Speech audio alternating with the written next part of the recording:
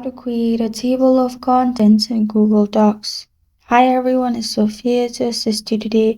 Without any delay, let's jump right in. First, open Google Docs. You'll find this kind of screen pop up. In here, simply break the page.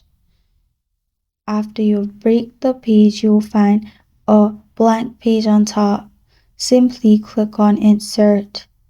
Then scroll down till you find Table of Contents. Select how you want your table of contents format.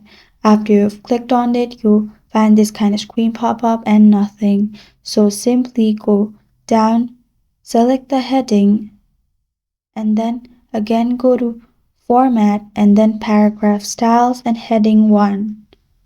Apply Heading 1 and you'll find your heading 1 on top. After doing that, simply select all the contents in the same way by clicking heading 2, heading 3. After you have done that, simply go on top and reload it. After you've done that, you'll find table of contents pop up on the first page. This is how to create a table of contents in Google Docs. Thank you for joining me today. If this video helps you out, please leave a like and subscribe for more. Got a question or want to suggest a topic? Comment below. I am Sophia signing off. Until next time.